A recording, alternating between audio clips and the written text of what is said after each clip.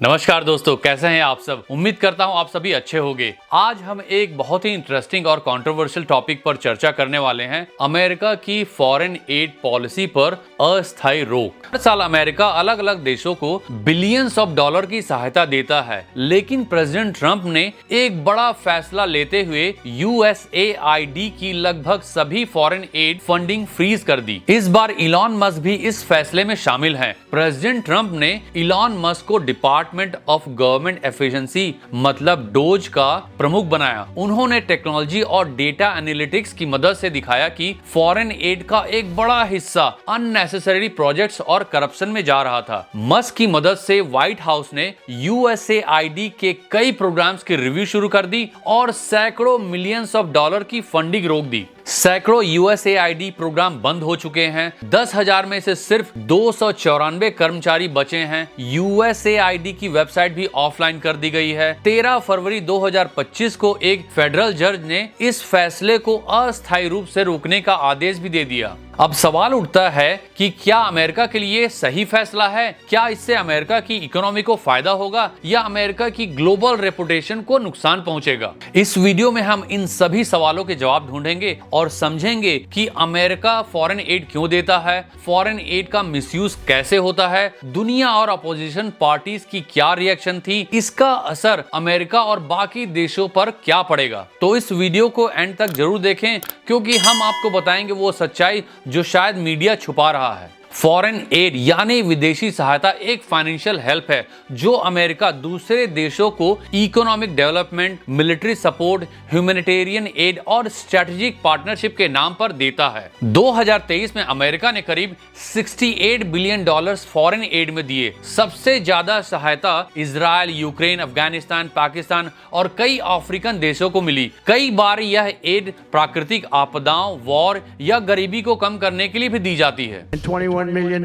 for voter turnout in India. What do we need to spend $21 million for voter turnout in India? Wow, $21 million.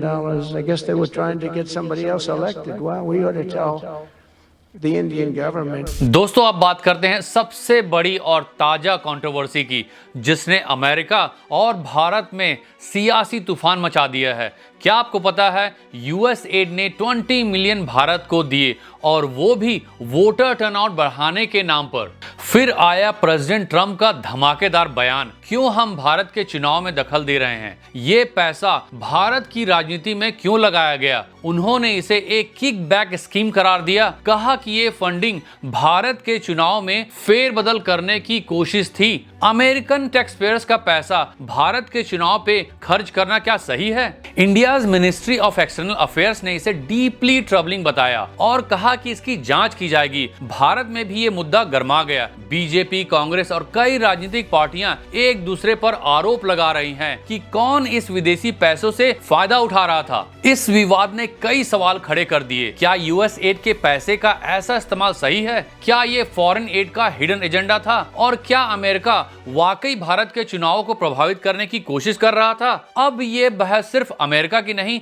बल्कि India की भी है। क्या ये foreign add का दुरुपयोग है या सिर्फ एक गलतफहमी? फॉरेन एड का मकसद अच्छा होता है, लेकिन क्या यह सही हाथों में पहुंच रही है? रियलिटी कुछ और ही बताती है। कई देशों में यह सहायता राशि करप्ट गवर्नमेंट के अधिकारियों के जेब में चली जाती है, जैसे आतंकवादी समूहों को फंडिंग। सीरिया में हिजबुल्लाह के ठिकानों पर USAID पैकेज पाए गए। अफ्रीकी देशों में इसका दुरुपयोग भी देखा गया है। कई अफ्रीकन नेताओं ने एड का मिसयूज किया और अपनी संपत्ति बढ़ाई। पाकिस्तान में सैन्य सहायता का दुरुपयोग। पाकिस्तान को मिली मिलिट्री एड कई बार इंडिया के खिलाफ उपयोग की गई। इसके अलावा आपको यह जानकर हैरानी होगी कि USAID ने टैक्स पेयर्स का पैसा इन विवादित चीजों पर खर्च किया, जैसे 20 मिलियन इराक के एक सेसमे स्ट्रीट शो के लिए दिया गया। इसके अलावा 9 मिलियन सीरिया में आतंकवादी समूहों को गया। मदद के नाम पर पैसा गलत हाथों में चला गया। 50 मिलियन मिलियन अफगानिस्तान में कॉन्डम बांटने पे खर्च किया गया। क्या यह अमेरिका की प्राथमिकता होनी चाहिए? $1 मिलियन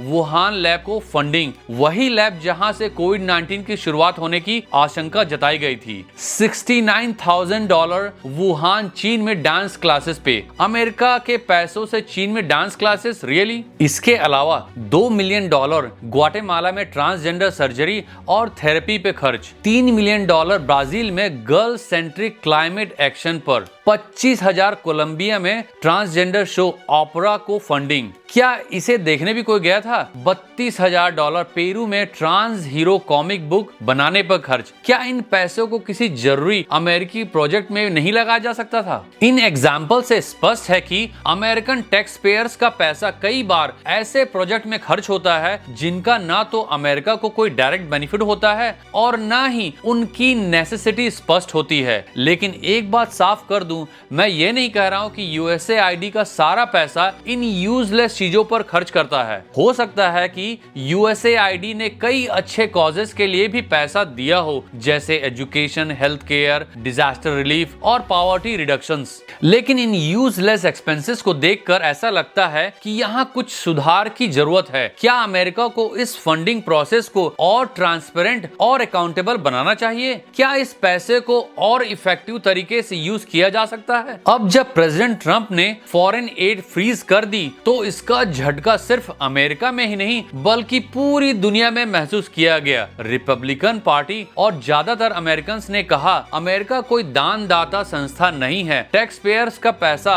बेवजह खर्च नहीं होना चाहिए, ट्रंप का फैसला 100% सही है। और दूसरी तरफ डेमोक्रेटिक पार्टी के लोगों ने कहा यह फैसला बिल्कुल गलत है, फॉरेन एड से ही अमेरिका की ग्लोबल लीडरशिप बनी रहती है, अगर हम पैसे न दें तो दुनिया में अमेरिका की पकड़ कमजोर हो जाएगी। और वहीं दूसरी ओर यूक्रेन, इजराइल और पाकिस्तान परेशान हैं। वे अमेरिका से मिलने वाले पैसों पर निर्भर थे और ऑस्ट्रेलिया और यूके ने भी चिंता जताई, अगर यूएसए मदद नहीं देगा तो दुनिया में अस्थिरता बढ़ेगी। और वहीं दूसरी ओर चाइना और रशिया खुश हैं क्योंकि इससे अमेरिका का दबदबा कुछ कम होगा। तो दोस्तों ये बहस अभी खत्म नहीं होती है। फॉरेन एड का मामला इतना आसान नहीं है। एक तरफ अमेरिका बिलियंस ऑफ डॉलर्स बचा सकता है, अपनी इकोनॉमी को मजबूत कर सकता है और टैक्स पेइंग अमेरिकन के पैसों को देश के अंदर ही निवेश कर सकता है। और दूसरी तरफ डेफिनेटली अमेरिका को बाकी कंट्रीज की भी मदद करनी चाहिए जहां पर मदद की जरूरत है। लेकिन अमेरिका का